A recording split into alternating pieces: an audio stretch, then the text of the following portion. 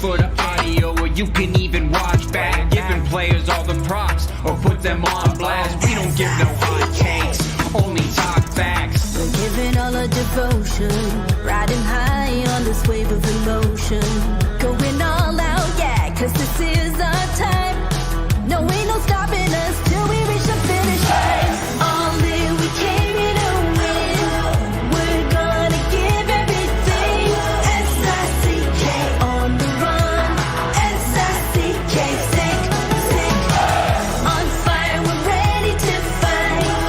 We'll bring the house down tonight. S-I-C-K on the run. S-I-C-K, sick, sick. Play it on the car ride, play it when you lounge.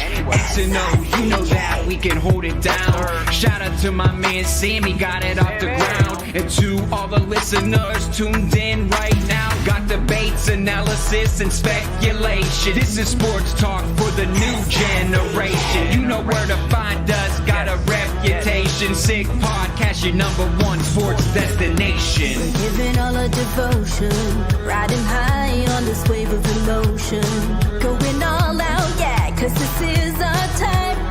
No, ain't no stopping us till we reach the finish line. All in, we came here to win. We're gonna give everything. S-I-C-K on the run. S-I-C-K, sick, sick.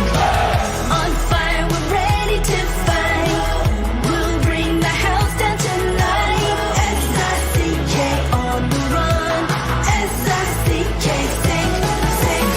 S-I-C-K, it's the sickest podcast. Tune in for the audio, or you can even watch back. Giving players all the props, or put them on blast. We don't give no hot takes, only talk back. S-I-C-K, S-I-C-K, S-I-C-K,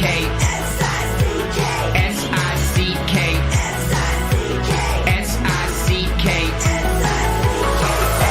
all in, we came here to win. We're gonna give everything. S-I-C-K on the run. S-I-C-K, sick, sick.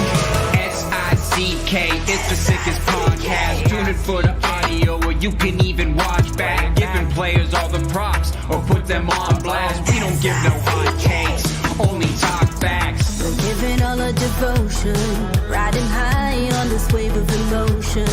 Going all out, yeah, cause this is our time. No, ain't no stopping us till we reach the finish line. All in, we came here to win. We're gonna give everything. S-I-C-K on the run. S-I-C-K, sick, sick. On fire, we're ready to fight. We'll bring the house down tonight. S-I-C-K on the run. S-I-C-K, sick, sick. Play it on the car ride, play it when you lounge. X and O, you know that we can hold it down. Shout out to my man Sammy, got it off the ground. And to all the listeners tuned in right now, got debates, analysis, and speculation. This is sports talk for the new generation. You know where to find us, got a reputation. Sick podcast, your #1 sports destination. Giving all our devotion, riding high on this wave of emotion. Going all out, yeah, cause this is our time. No, ain't no stopping us till we reach the finish line. All in, we came here to win. We're gonna give everything. S-I-C-K on the run. S-I-C-K, sick, sick. On fire, we're ready to fight. We'll bring the house down tonight. S-I-C-K on the run. S-I-C-K, sick, sick. S-I-C-K, it's the sickest podcast. Tune in for the audio, or you can even watch back. Giving players all the props, or put them on blast. We don't give no hot takes, only talk back. S-I-C-K, S-I-C-K, S-I-C-K, S-I-C-K, S-I-C-K. S-I-C-K. Turn up your volume. Because you're about to listen to The Sick Podcast. With Tony Marinaro. 55 seconds left in the penalty, a minute and 27 seconds left in regulation time. Boston 4, Montreal 3. Lafleur coming out rather gingerly on the right side. He gives it into Lemaire, back to Lafleur. Oh! The sickest Montreal Canadiens podcast. You're in the ball! Sports entertainment like no other. Rejoint, on lui fait perdre la rondelle, une passe devant. Et c'est le dégagement et ce sera la victoire des Canadiens. Coupe Stanley pour les Canadiens. Le 23e de l'histoire. You found the dogs! John, you found the dogs! He found the dogs! And all together, they worked a young team to the top. And now, a 24th Stanley Cup banner will hang from the rafters of the famous Forum in Montreal. The Canadiens win the Stanley Cup! Brought to you by Energy Transportation Group. Driven to be different. La Vida TV. Embrace your true nature. And Playground, your premier gaming destination. It's gonna be sick. Marinaro, the Sick Podcast on this Thursday, November 23rd. How is everyone doing tonight? I'm doing very, very well. Thank you very much. I want to thank everyone, as I think a lot of people know through social media. You had a chance to see earlier today on Twitter, on Instagram, on Facebook. Yes, it is my birthday. By the way, a very happy birthday goes out to Saku Koivu as well. Saku is 2 years younger than I am.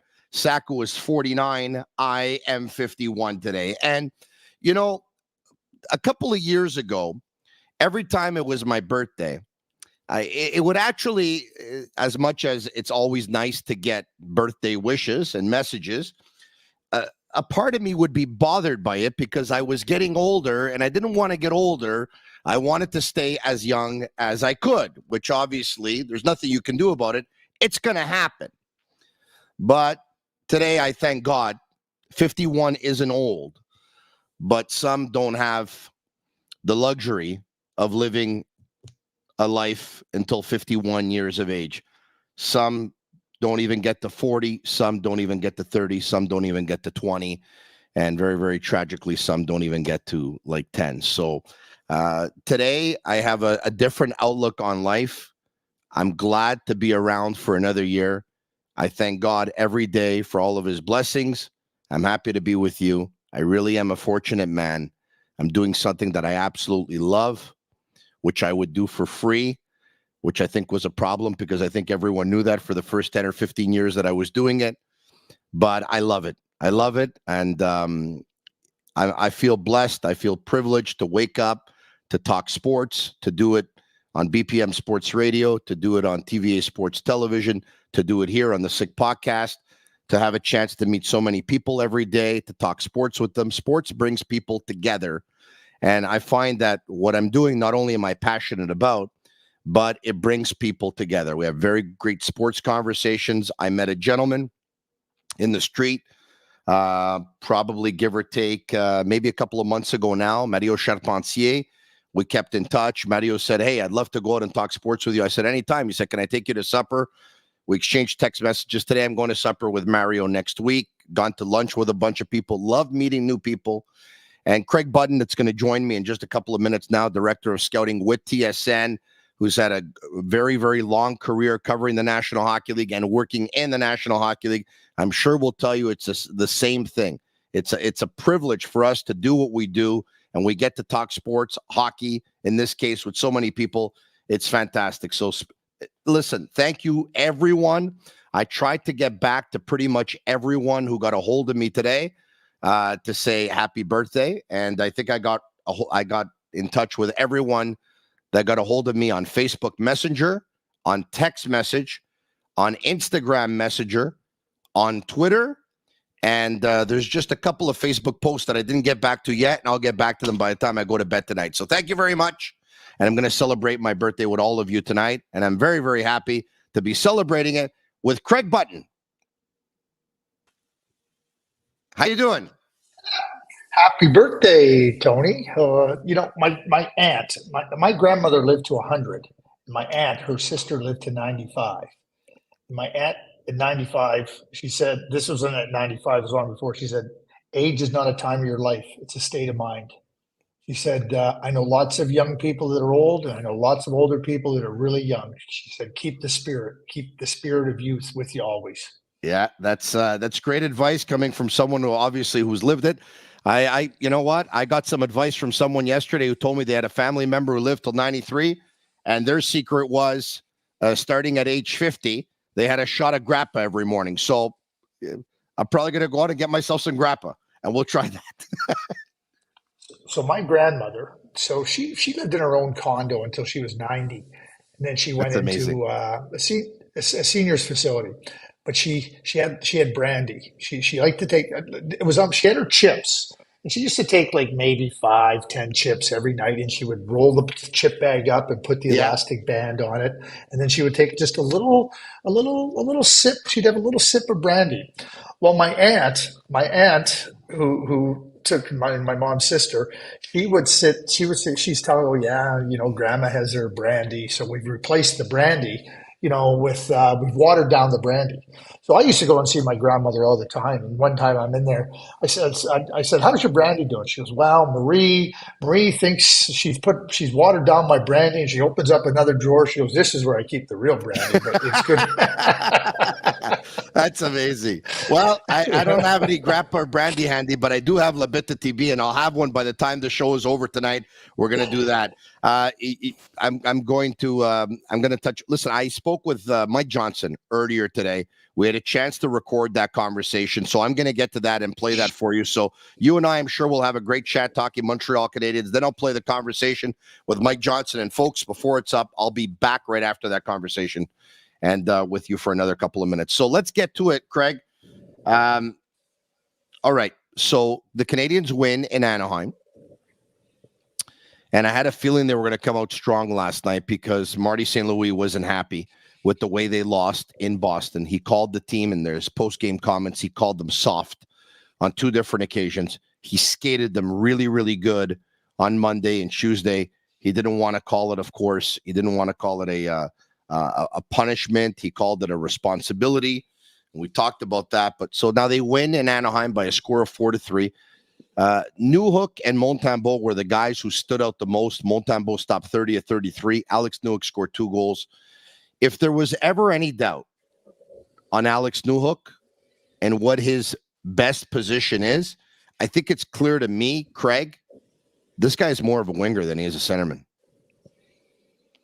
I think that he fits in better over there.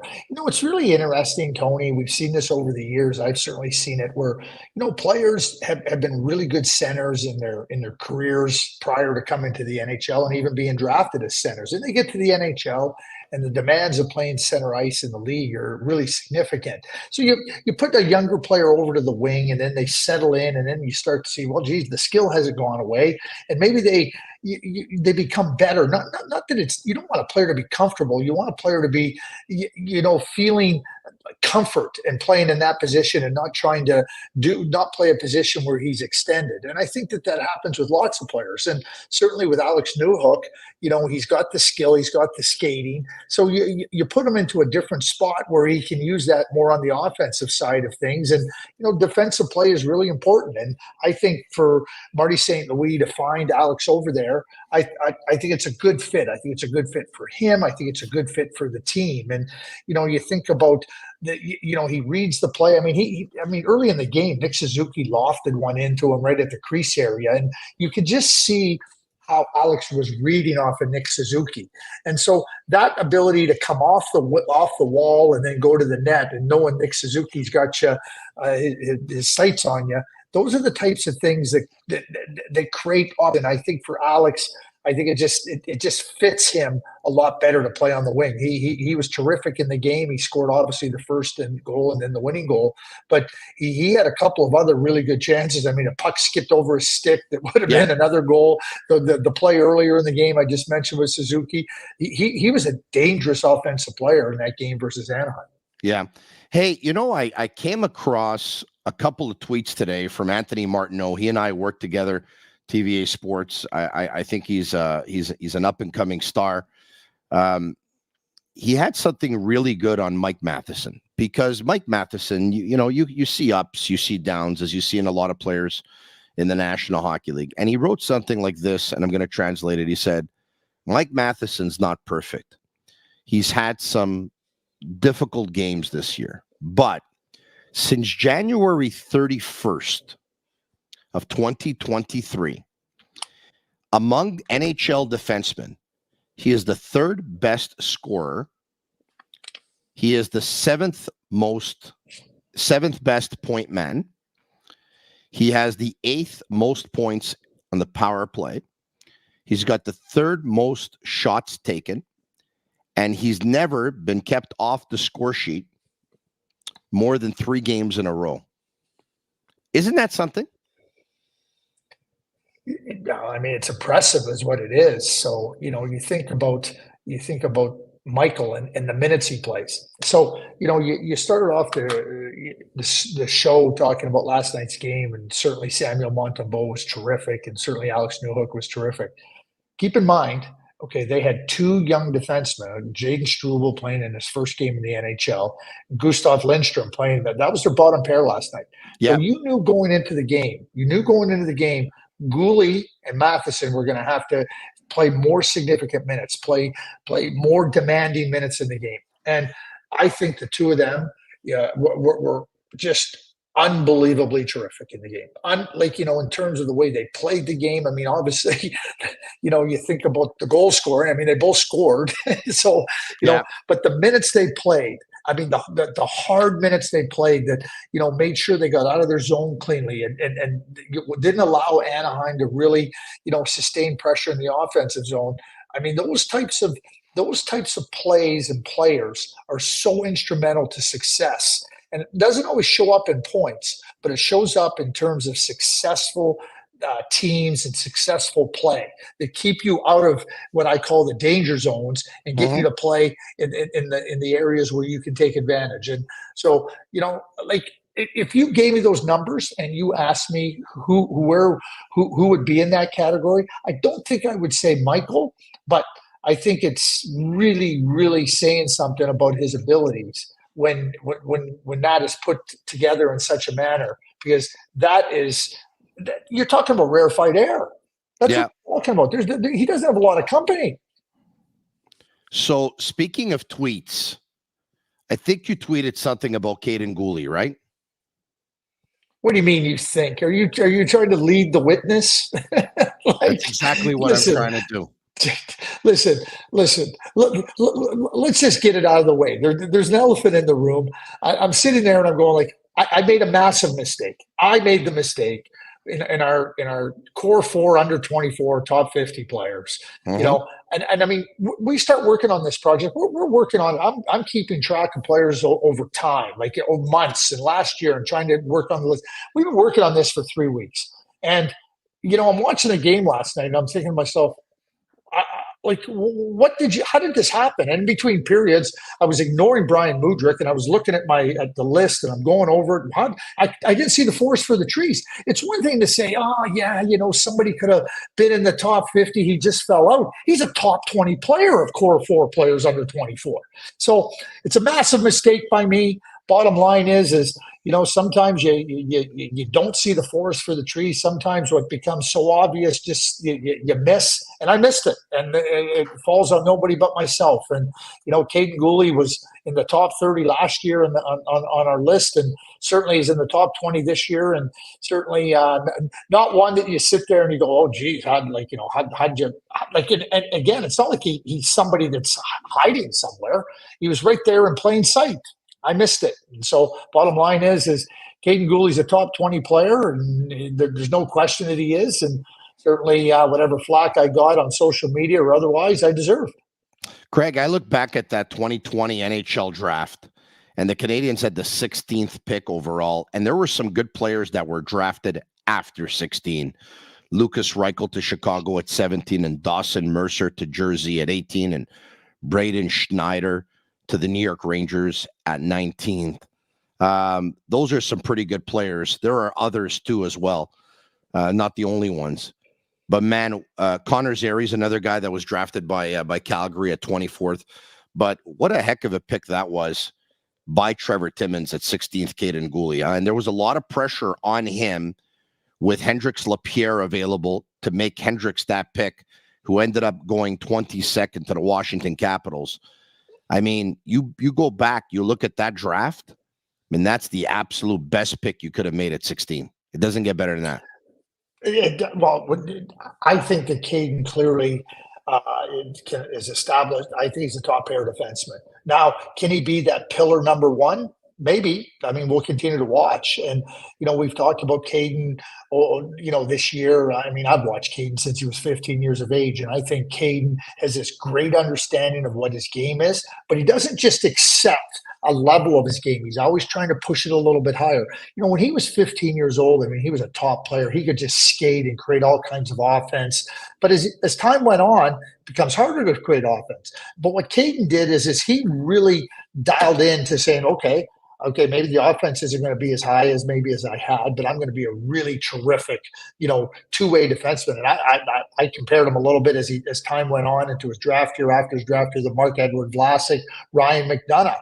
But I think now, I mean, those are two really good NHL players. Those are really good players. I think that Kaiden now is capable of so much more. And I think that that's a credit to him, kind of just stepping back a little bit in his game. Okay, I'm going to be really good here, and then I'm going to – he didn't stop building his game, and he's not going to stop building his game. I think he's – he's a top pair defenseman, and he's clearly tracking to being a pillar number one. And you don't find those guys – they're hard enough to find in the top five, let alone in the second half of the first round. Just like you said, Tony, an unbelievably great pick, a great selection in the draft. The first goalie that was drafted that year was Yaroslav Askarov, 11th overall to Nashville. Now, there was talk that Askarov was being dangled last year in the NHL amateur draft, and the Montreal Canadiens probably could have ended up acquiring him. He's put up some really, really good numbers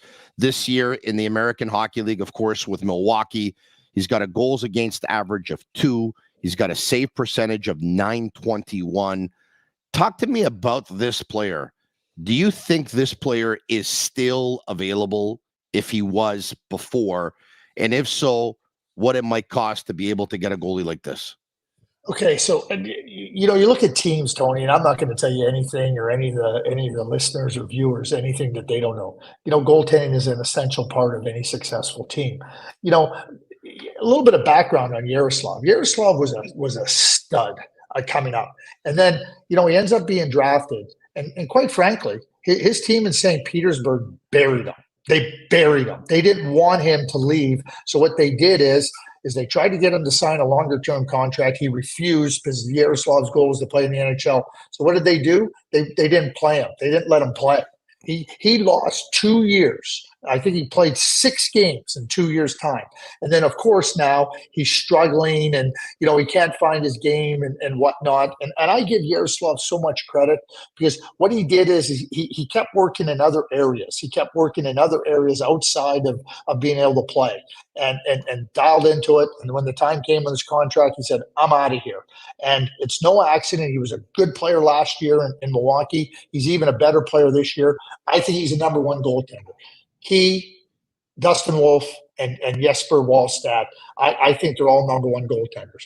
I think the price should be high to acquire goaltenders that I feel you can be number one goaltenders. And I'll finish it with this. If a team doesn't have goaltending and you have a chance to get young goaltending like any one of those three, I would say you better be ready to say yes to the price tag, because saying no is also hurting your team. And I've said this. I love Devin Levi. Ukko-Pekka Luukkonen, I think he's a good young goaltender. But for the Buffalo Sabres to move forward and for the New Jersey Devils to move forward, they need to get better goaltending. They need to – and Devin in time, I think Devin in 2 years' time might be that guy. But the Buffalo Sabres might be missing the playoffs for 2 more years. Yeah. And the New Jersey Devils are struggling because of goaltending. And, to me, you have to find a way to get those goals. The Edmonton Oilers, I mean, they were staring Jesper Wallstedt right in the face. They didn't draft him. And what are they looking for? And I like Stuart Skinner. I think Stuart Skinner has struggled this year. I think he's been failed by poor defensive play. But to finish this off, you don't have goaltending. it hurts your team. And I think Yaroslav Askarov is a terrific goaltender. You start to look where Saros is at his age. It might just work out perfectly. The switch of Saros to become a mentor as Askarov is coming into the league, and then hopefully he can establish himself as a number one in the NHL. But I think he's got the potential. All right, this wouldn't be the first time that we talk about the Canadiens goalie situation. At one point, it looked like Jake Allen could be trade bait. Now, based on what we're hearing, teams are probably more interested in Samuel Montembeault, who last year had established himself as the number one goalie on the team. This year showed up at camp, was not at his best.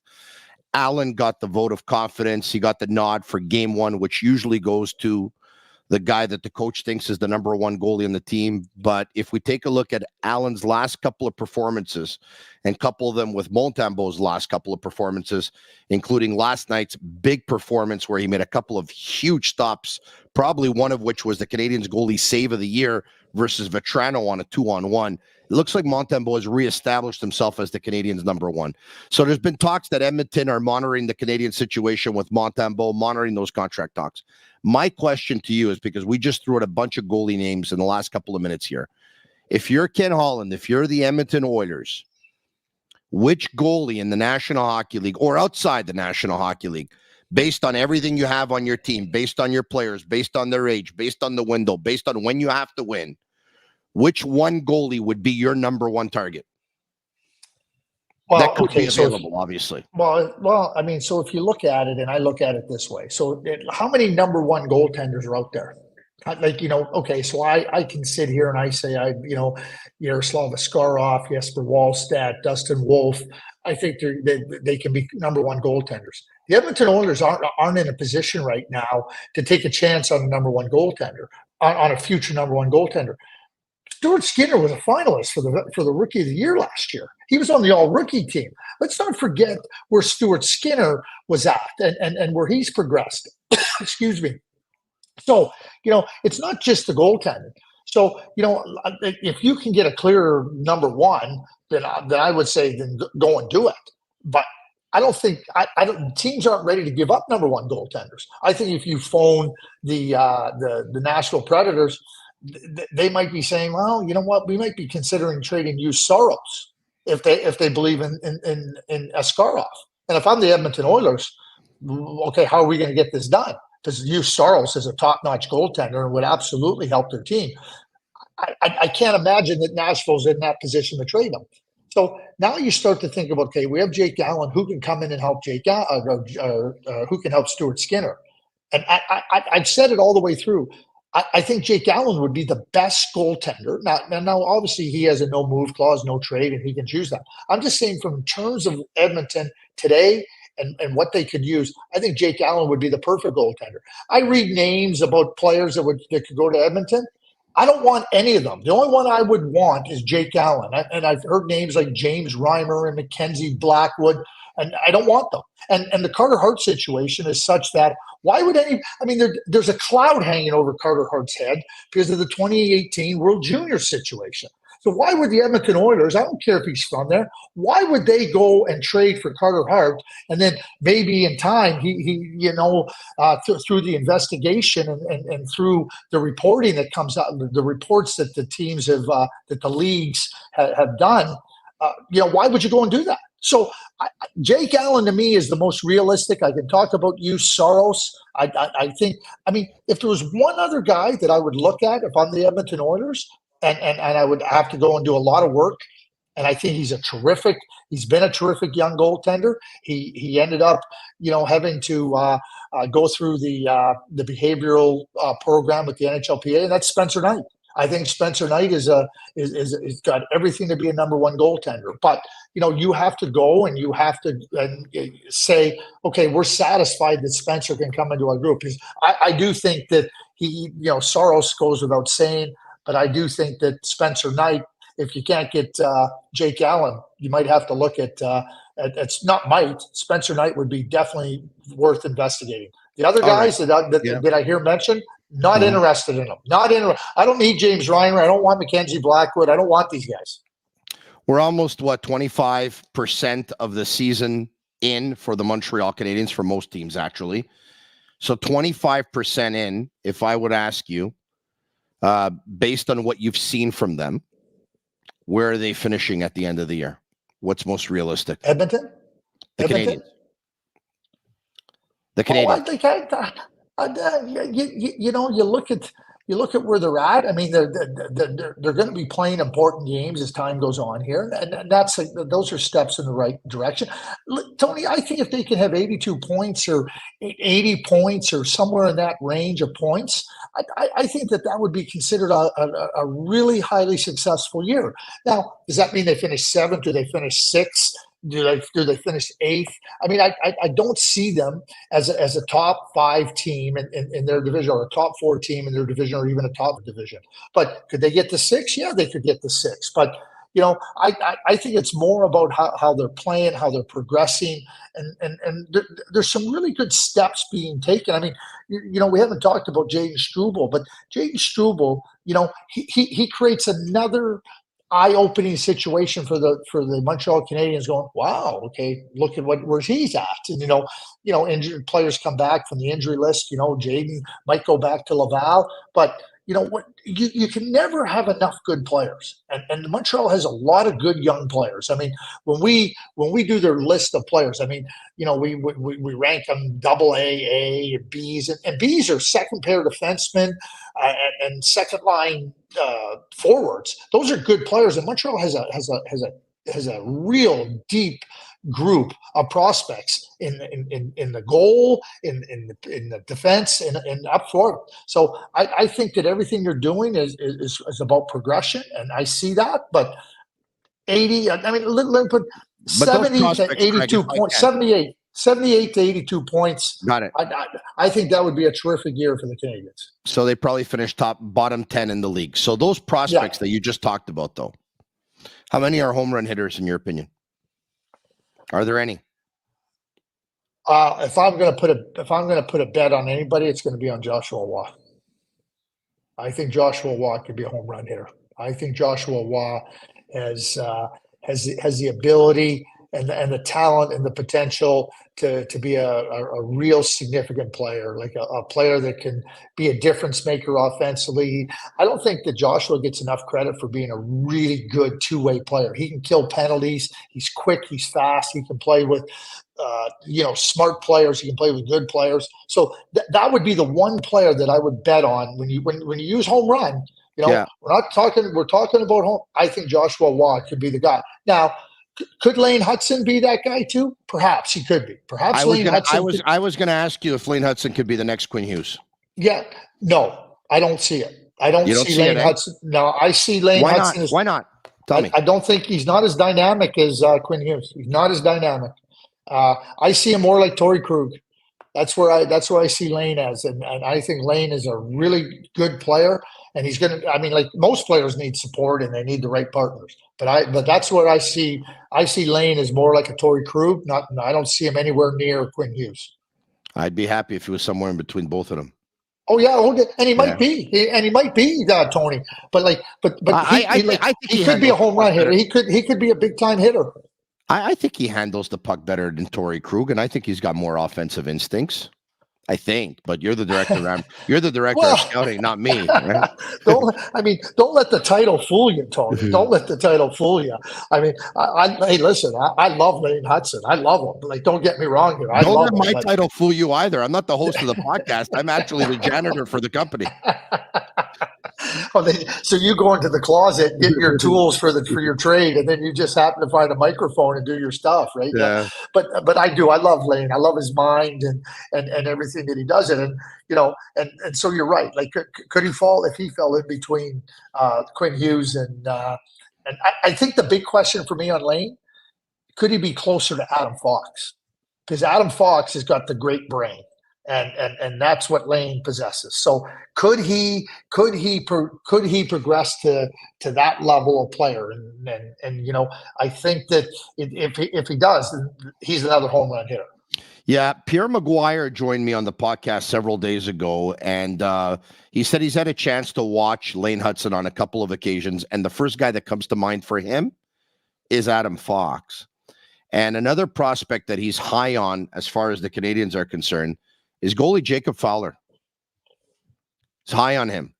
He says that's the goalie of the future. I can't wait to find out. I worked for a long time with a dear friend of mine and a great goaltending mind, Tim Bernhardt. And Tim said, you know what? You got to draft goaltenders. You got to draft them. You got to make sure that you're patient with them and then let them develop and grow. And you can take them in different areas of the draft. So here's Jacob, who really progressed last year, playing really well at in the NCAA, and he's somebody that needs time. Let him have that time. Let him take that time to grow. And when that future is, and I think that Jacob's 3 years away from being able to show, that he might be ready to take those steps to pro hockey. But when you have those players in your pipeline, the time to draft them is now, when you need them in 3 years or 4 years' time. When you need them in 3 years' time, if you don't have them, you're in trouble. And teams have to be able to recognize, how your pool of goaltending prospects lines up, and then go from there. Last question, and then I'll let you go. It's always a treat. Cole Caufield has scored 1 goal in his last 12 games. We knew that under Dominic Ducharme, he had gone through a really bad sequence. I think he had 1 in 30 or something like that. And then Marty St. Louis came in, and I think since Marty St. Louis was coaching, at one point they had hit something like 50 goals in 82 or 83 games. It was amazing. And then obviously, once again, he's slumping again. 1 goal in his last 12. The Canadiens have at center, they can choose from Suzuki, Monahan, Evans, Newhook, if they want to use him at center, and Dvorak. Monahan, with the exception of a couple of shifts, has not played with Caufield. A lot of the Canadiens fan base are looking at Caufield slumping in terms of goal production. They're saying, why don't you just invert Dvorak and Monahan, and you can have Monahan, Caufield, and Slafkovsky? How much do you put it on maybe the centerman not getting the winger going, or in this case, should the winger be getting himself going? Well, I know one of our favorite players, Tony, and I know he's a favorite player of yours. He was my idol growing up. And that's Guy Lafleur. There's very few play-driving wingers, very few in the history of the game. And, so most wingers are dependent on, the chemistry and the interplay with really good centers. And that's just the way it is. There's nothing negative about that. That's just, that tells you about the uniqueness of play driving. Oh, there we go. There it is. Yep, there he is. But very unique are play driving wingers. I think Cole, and I watching the game, doing the broadcast last night on TSN, watching Cole, I thought he had some good opportunities and some good looks. And, pucks off that got blocked and whatnot. One of the things that I like, and I didn't do the work today, but I'm going to do the work and I will send it to you, is, when Marty came in, one of the things he told Cole is, you're too far away from the net.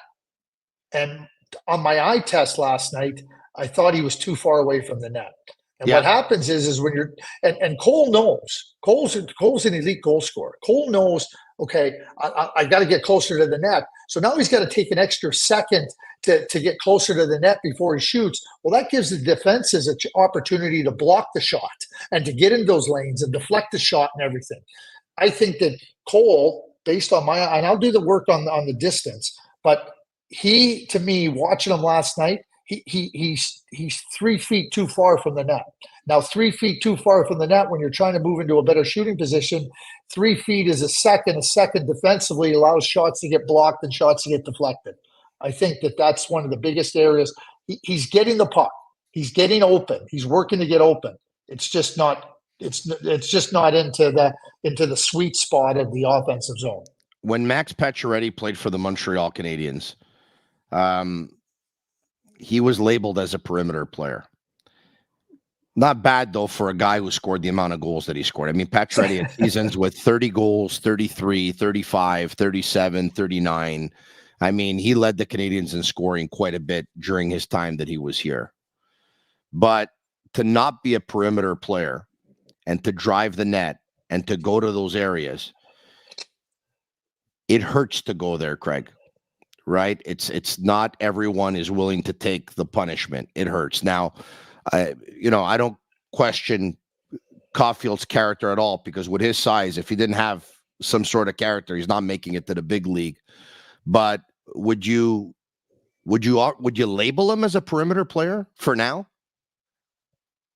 Well, I mean, it depends how close you want to get to the definition. So I'm sitting here saying that he's 3 feet out of the sweet zone. And, and Marty, when he came in, he reminded him, listen, Cole Caufield doesn't have to drive the net. He doesn't have to push. He's just got to get a little bit more inside. He's got to get a little bit, not at the top of the circles, 3 feet down. He can't be at the dots. He's got to move 3 feet in. And I can see him knowing that he's not shooting from out there. He's trying to get the puck into there, but he needs to get the puck 3 feet sooner. And then he's not going to get his shot will take off. He's got a great release. He's got an accuracy. But when you give defenders an extra second and you give them an extra 3 feet or 2.5 feet to be able to block shots and get into the way, that's going to take away from your effectiveness. Listen, William Nylander. Yeah. He scored 30 goals a couple of years ago. Mm-hmm. And then he started out the year. And we did the thing.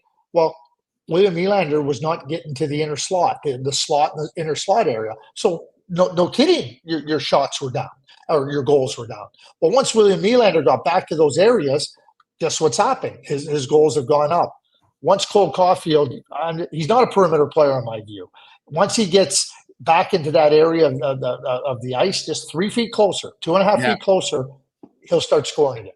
That's where the goals are scored in the National Hockey League, from the areas you're talking about. Unless, of course, you're Alex Ovechkin or Brett Hall, then you can be a little bit more further from the net and score them. Craig, always a treat for me. This is a birthday gift having you tonight on this November 23rd. Thanks so much. Have a great night, my friend. 51 candles to you. Be young, and young and youth starts in the heart and in the mind. So always be thinking young. Great. I'm thinking very young. Thank you for that, Craig. Have a great night. Okay. Yeah, you too. Thank you. All right. Earlier today, like I mentioned to you, I had a chance to catch up with Mike Johnson, former Montreal Canadien, of course, analyst on TSN. Here you go. And stick around because I'll be back after the conversation. The 4-game losing streak is a thing of the past, with the Montreal Canadiens winning by a score of 4-3 in Anaheim last night. As Marty St. Louis said at the end of the game, it wasn't easy. They're not all Picassos, but a win is a win. That was Glenn Healy's famous saying. Sometimes you got to paint a Picasso. Sometimes you got to paint the barn. And so maybe that was a bit of a barnyard. But listen, a win is a win. And it is, we understand where Montreal's at. And we'll get into kind of how they're getting a little bit irritated with not winning, but you still need to win games. Not so much for the standings, but you need to win games for morale, for maintaining the kind of level of growth that you're trying to achieve. So yeah, it was a pretty significant win, and Anaheim's not a bad team this year. They're certainly much better than they were last year. And to see Newhook grab a couple goals, like different guys, Kaiden Guhle continue with his progression. Montembeault, I don't know if he's on the block or not, but he's helping his cause as he plays it pretty well, some highlight reel saves. So, you go on the road, you're going to be on the road for a little bit. It's good to start off with a win, and they'll be feeling much better about themselves today. Mike, speaking of which, over the past couple of days, we're taking a look at some stats. Prior to last night's win in Anaheim, the Canadiens hadn't won a game in regulation since October the 23rd, a 3-1 win at Buffalo. So, today would have been a month. So talk about a much-needed win in regulation, number one. You snapped the 4-game losing streak. They played a terrible game in Boston last week on Saturday. Marty St. Louis didn't appreciate it. He basically said that his guys were soft. He said that on 2 occasions and used the term mou en français, which is soft in English. You could tell that Marty was fuming. Like, I was seeing some of that smoke that I have here in the studio behind me. I was seeing it come out of Marty. I was seeing it come out of Marty's ears, right? But so talk to me about that, because when Marty was hired, and first given the job on an interim basis, he was told the plan by Kent Hughes and by Jeff Gordon. Marty, we're in a rebuild. The goal is going to be to basically try and make these guys better individually, make them better as a group, make them better collectively, to one day, hopefully, we can raise the IQ, the hockey sense, and we can have this team playing the way we want it to in X number of years when we believe we could be a very competitive team, and we want to be that for an extended period of time. Having said that, even though Marty knows that they're in a rebuild, even though the whole city knows they're in a rebuild, Marty skated them pretty hard for a couple of days this past week. You can tell he wasn't happy with the performance in Boston. You can also tell he wasn't happy they had lost 4 games in a row. So talk to me about that, he knows the plan, but yet a coach wants to win games. So how hard is that for him, you think? Well, I mean, I think Marty can't change who he is and how he's been so successful in his hockey career, both playing and afterwards, because he's hyper competitive. He's hyper competitive. Even amongst NHL players, when we played together, he was unusually wildly competitive. And you can understand the program and you can be on board with the program, but that doesn't make losing fun, tolerable, acceptable. And I think where Marty would come at you with is, like, we know we're going to lose games and we may not make the playoffs, but there's ways to lose that would be less irritating, infuriating than others. And what I think he's seen drifting into their game is some of the bad stuff where not only they're losing not playing well. They're losing doing things that they want to eliminate from their game. They're losing playing games that they're trying to get rid of. The games we saw before Marty arrived, where we saw a whole bunch of them. And that's what he can't stand. And Marty's right. He understands the power of his words.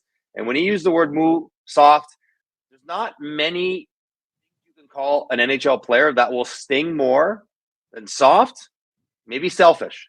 Like, those are the kind of things that when you call a team or an individual that sticks and that stings, and he does it on purpose. And then he goes out and he skates and he brings them back to basic. I'm reading about practice where, they're doing line changing drills, because he's driving home. I don't know who we think we are. I don't know who you guys think you are. We're not good enough collectively to be anything less than our absolute best. And our absolute best will still not unlikely make the playoffs, but we have to be way more professional in our consistency. And that's what he's trying to get at. And that was the whole message of the week leading up to this game, of his frustration, of his language, of his practice, and why he would have been pleased that, it wasn't perfect against Anaheim, but they played well enough. They got a result. They cleaned up a couple of things that they're working on, and they'll feel better about themselves. Pierre Maguire has said on a couple of occasions that when he was an assistant coach with the Pittsburgh Penguins, that second year that they won the back-to-back cups, which was 92, in 92, Scotty Bowman would have them practice line changes often. Now, it's not often coaches make you practice line changes. It usually happens if, A, the team gets caught with too many men on the ice too many times. You want to polish that up. You want to fix that a little bit. Or you find that the guys are really slow to get off the ice and you want them to break those bad habits. You would think that's why Marty did it. My question to you is, did you have coaches practicing line changes when you played? I got to tell you, I'm thinking back now, Tone. I don't remember ever, like, we might have done a drill where they encourage you to change hard and not just kind of cruise to the bench in practice, but I don't think I've ever done a drill specifically to work on line changes, making sure, when I go off the ice, you jump, and if I'm the right winger, then the left winger jumps out, he might fill in. Like, those kind of rotations you work on. No, because it's like here. But I think this is what it's about, though. Yes, it's about working on that. If you make too many mistakes, if you get called for too many men on the ice, that kind of thing. But what it is, it's an example and an easy one for players to understand of attention to detail, because it's a rare static situation. You're coming off, I'm going on. It never really changes. Like, we can do a forecheck, and there's a million different variations of what might happen and what you might have to read. When you're changing, it's a binary thing. You're off, I'm on. That's how it works. Yeah. And so I think that kind of attention to detail, we're going to simplify it. and work on stuff that is should be obvious, but it's symbolic of a lot of the attention to all the details that we're getting away from. So sometimes you got to dumb it down to the very most basic level to get your point home, and they did that. But Marty is calculating. Marty is smart. Like, he's not. He gets frustrated. I think he probably was frustrated, and he gets emotional and he's passionate. But he's always smart, and he always there's a method to what he does, the language he uses, the way he practices, and he's still not lost on him what the objective is, which is growth. Kent Hughes said something a year ago, and he was so brutally honest. I found it so amazing that he said it. And he said, look, we don't want to lose too many games in a row. But we don't want to win too many in a row either. I couldn't believe he said it, but he said it. And you know what? So he said what he's thinking. They're in a rebuild. They want to take some steps. They don't want to make losing acceptable. But at the same time, they don't want to go on a run. And then all of a sudden you end up finishing 22nd instead of finishing 27th. And then you just dropped, and all of a sudden it affects your draft position. All right. I'm wondering what they're thinking this year. And I'm wondering, can a general manager have that discussion with his coach when the coach wants to win every game? I mean, I'm trying to picture how that goes about. Do you have any idea on what the approach is? I mean, can the general manager suggest to the coach to play some players a little bit more, to play other players a little bit less? How do you see I don't know if the moment, Tone. I don't think so. I don't think Kent Hughes go down and say, Marty, tonight, play the fourth line for 18 minutes. Like, you know what I mean? You can talk about goaltending usage. Absolutely.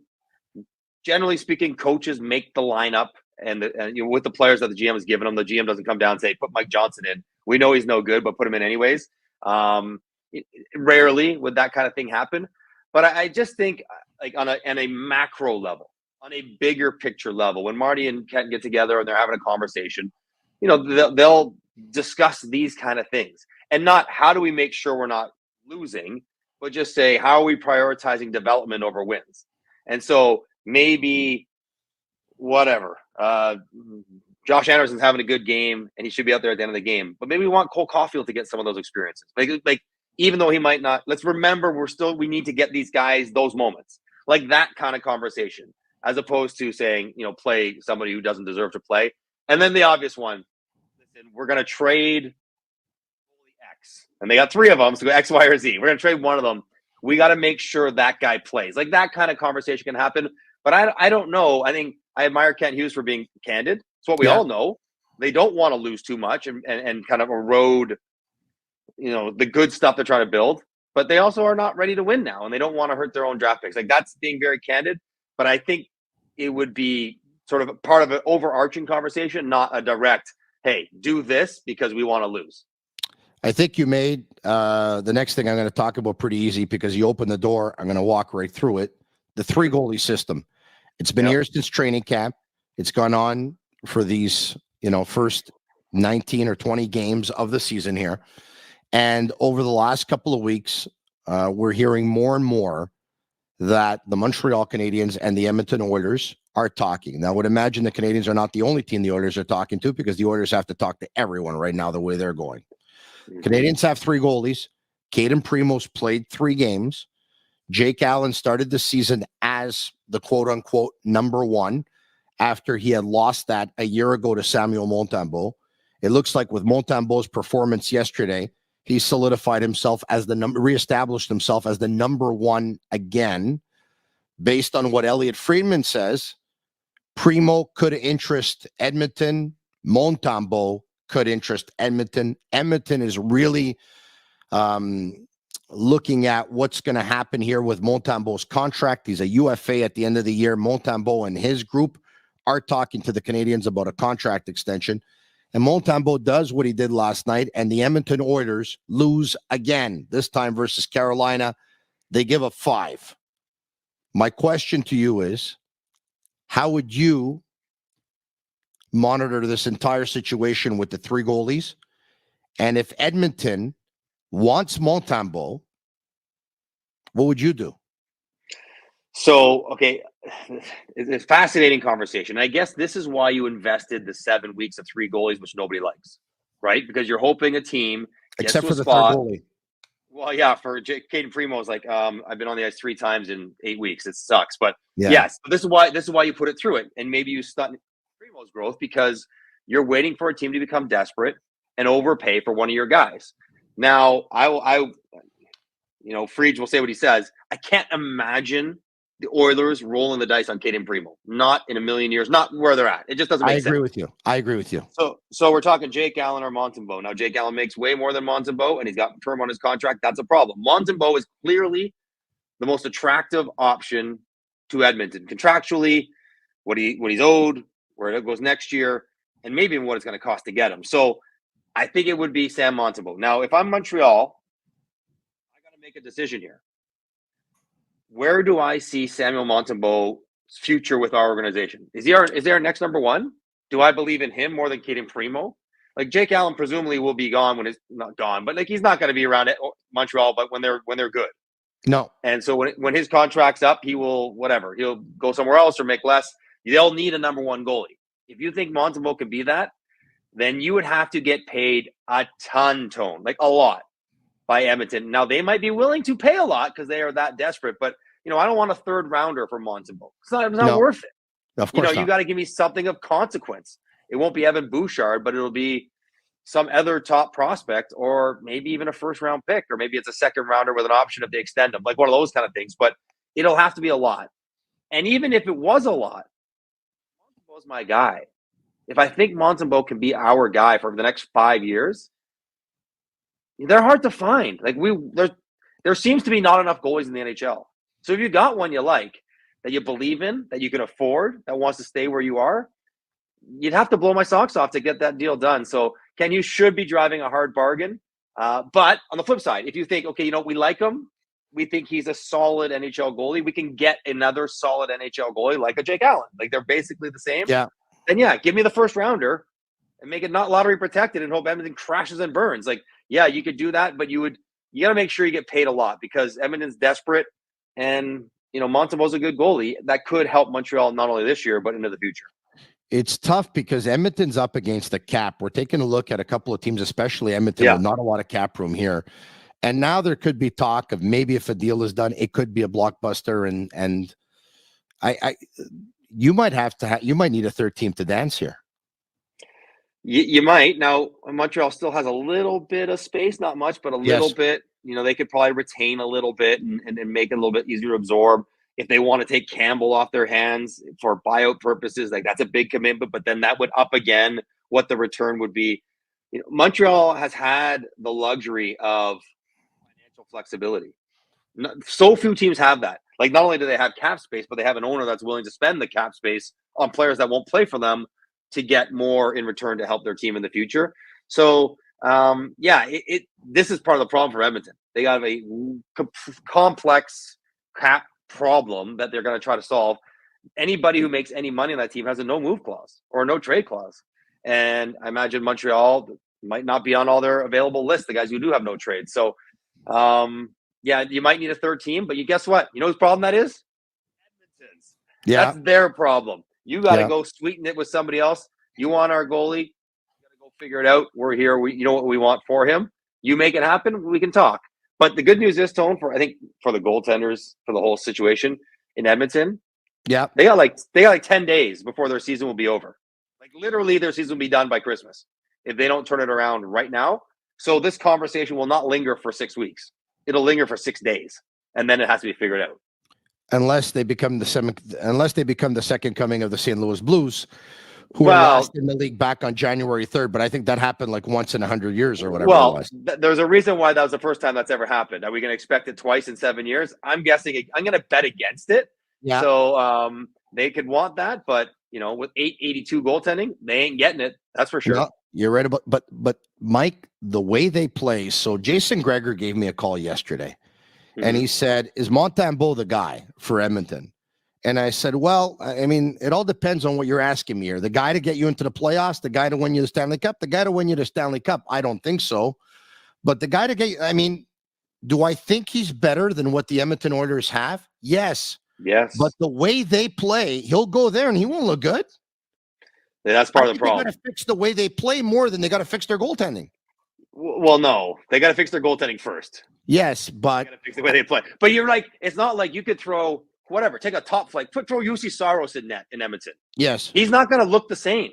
no, Because the chances they're giving up and the quality and the backdoor and the rebounds, nobody can stop that. It's not a goaltending issue solely. It is both. And you're right. It's not like you just plug in a new goalie, they're all fixed. They're not that at all. They got to fix the way they play, the way they defend, their confidence, all of it. Not just goaltending, which will be part of the challenge for whoever it is, whether it's Mackenzie Blackwood, Sam Montembeault, James Reimer, Alex Nedeljkovic, whatever guy they put in there. yeah.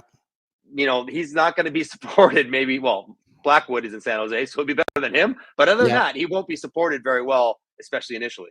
Yeah, take a look at Ken Hitchcock's Columbus Blue Jackets back in the day, right? I mean, the goalie stats were unbelievable. Steve Mason, eight shutouts his first year. Mason and Pascal Leclerc. I mean, those goalies, their stats were amazing. They would have gone to another team, played for another coach. They wouldn't have had those stats, but at the end of the day, they're still the same goalies, right? Look at Cam Talbot. Look at LA. All the guys who come out of LA in that very friendly market. And Cam Talbot couldn't make a save in Ottawa. Some of it was injury related, but they don't play very good defense. He goes to LA. Maybe he's playing better, but the team in front of him is playing so much better that he looks good. Yeah. And this is goalies should appreciate that, and the Oilers should appreciate that as well. You know what makes this thing also much more interesting is that I look at Montembeault, and I'm no goalie expert by any means, right? But I think on any given night, he can look like a number one. He can look like a 1B. He can look like a 2A. He can look like a 2B. But at the same time, the way the Vegas Golden Knights won the Stanley Cup last year and the way Colorado won it a couple of years ago, nobody thought Vegas had the best goalie in the league. Nobody thought Colorado had the best goalie in the league. No one thought they were anywhere close to being the best goalies in the league. And some of the guys who were the best goalies in the league either didn't make the playoffs or were knocked out of the playoffs right away. And yet these guys ended up winning the Stanley Cup. Like, I don't think the goalie position is anywhere near as important as it used to be. I mean, goalies used to win Stanley Cups before. They don't anymore. No, I mean, I think so. I think there's been an exodus of a whole bunch of great goalies. Like, think about all the guys from Carey to Lundqvist to Pekarine to Tuukka Rask that have all sort of stepped aside the last few years. And I don't know if they've been replaced by younger guys of that caliber. Not yet. I think the difference between the bad goalies today and the good goalies, Bobby Lou, of course, another one for sure. Yeah. Marty Brodeur, you go down the road, like the whole bunch of guys. But so the difference between the bad goalie and the good goalie today is not nearly what it was in '85, where the good goalies were here and the bad goalies were like junior. Like, it was not like it wasn't even close. Where Patrick Waugh came, you're like, that guy's better than everyone. That's not how it is anymore. You can take Aiden Hill was what, 4th or 5th on the Vegas depth chart. Yeah. And he was incredible because that's how good they are. Darcy Kemper, I think, is quite a good goalie, but, a lot of people don't have him as a top 5 Vezina guy. Correct. Had no problem running to the Stanley Cup when the team's that strong in front of you. And I think a difference in the way teams are building their rosters now, Tone, is that you have $82.5 million to spend. So we can spend $8 million on a starting goalie and hope that he's pretty good. Or we can spend $3 million on a goalie and $5 million more on players. And would we get a better net result? Because the goalie's going to be closer, but our roster is going to be way better.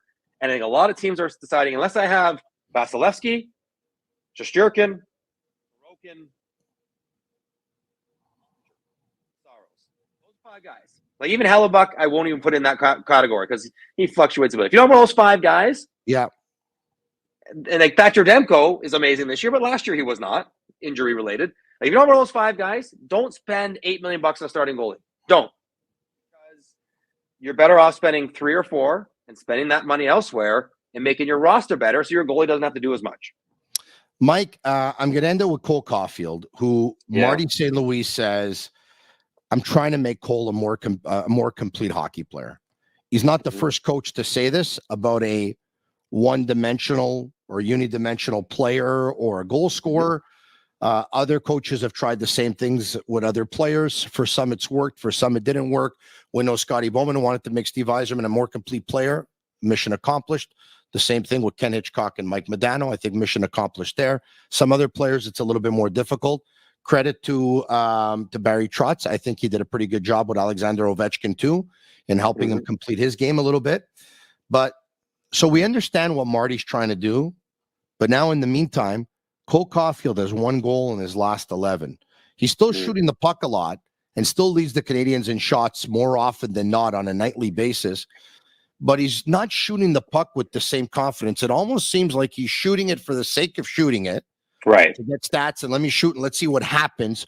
More so than the guy who used to shoot early on in the season or at the end of last season that was shooting to score type of thing. So what do you make of Marty saying, I'm trying to make Cole a more complete hockey player, and that coinciding with Cole struggling to score goals?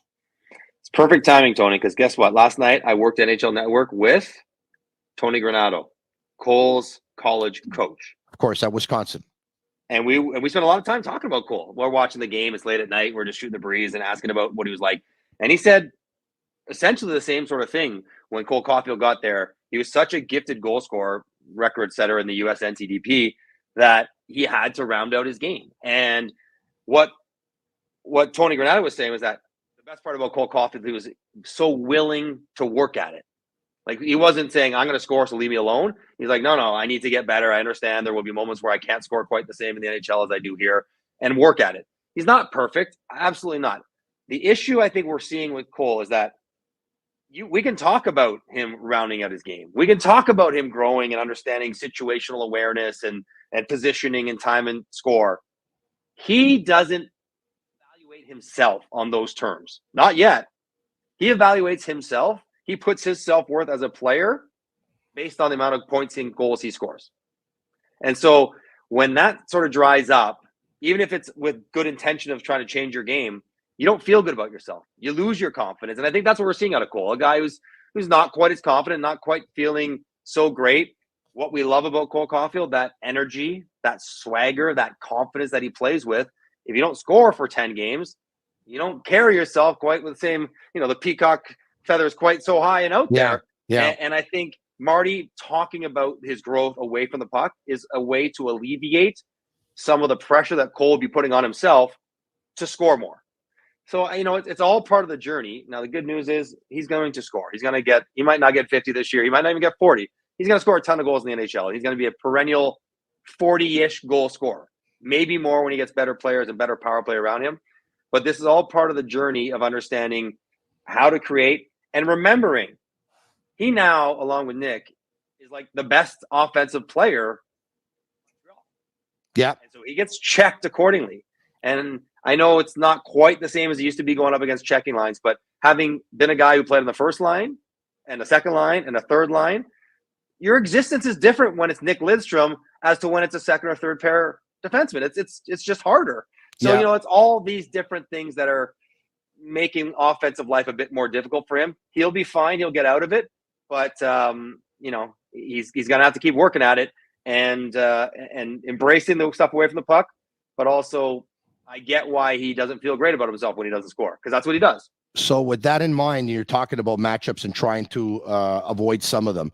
Do you think that's the thought process for St. Louis splitting up Suzuki and Caufield? Probably.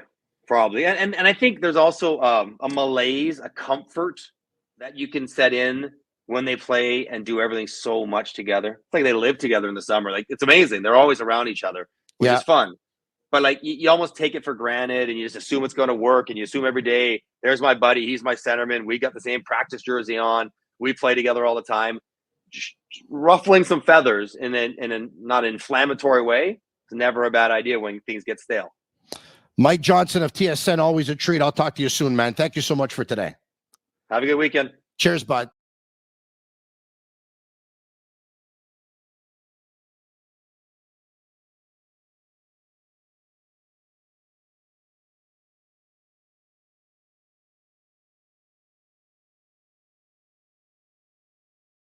All right, there you have it. I'm back. Okay. That was weird. I was talking and I was on mute the whole time. But anyway, I've done worse. All right, okay.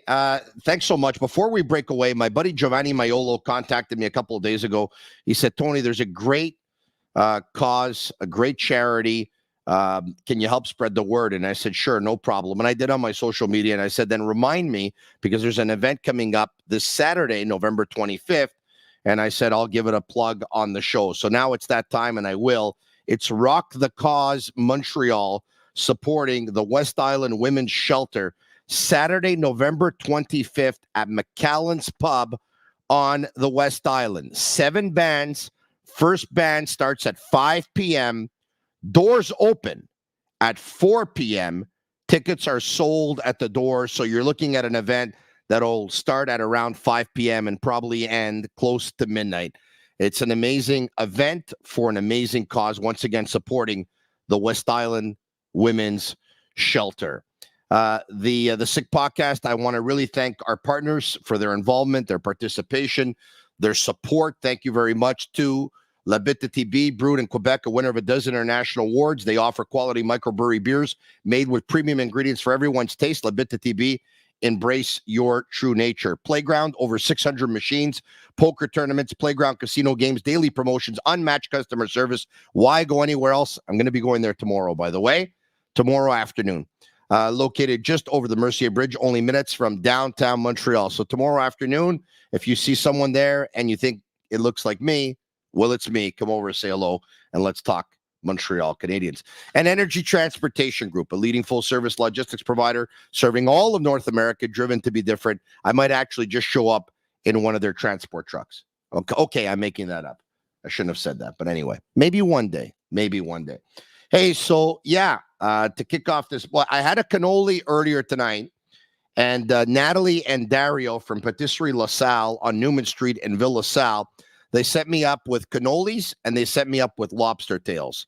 They're both two of my very favorite desserts, and they make them fresh, especially for me, with ricotta filled and all that stuff. Really, really amazing. If you don't know what a lobster tail is, folks, I want to show you something here.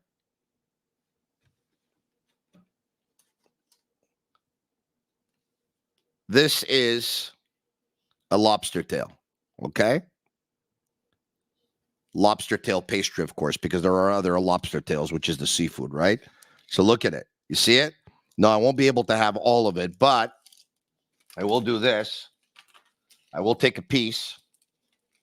And for those of you who are watching, I'll show you ricotta-filled lobster tails. Here, there's a piece for you, and here's a piece for me. Thanks for watching, everyone. Thanks for supporting. Cheers. 51 today. And as Craig Button said, it's all in the mind. And if it really is all in the mind, well, then I'm 18. Salute. La Bitte TB. First time in my life, I'm having beer and lobster tails. Really good.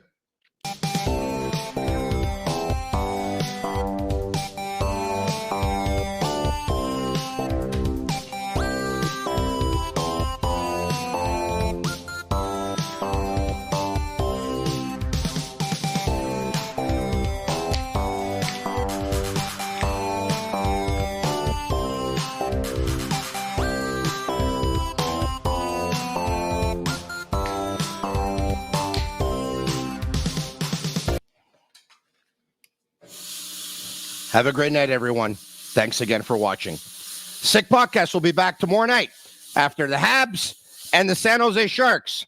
First goal of the season for Josh Anderson coming up tomorrow night. We'll talk about it on Monday.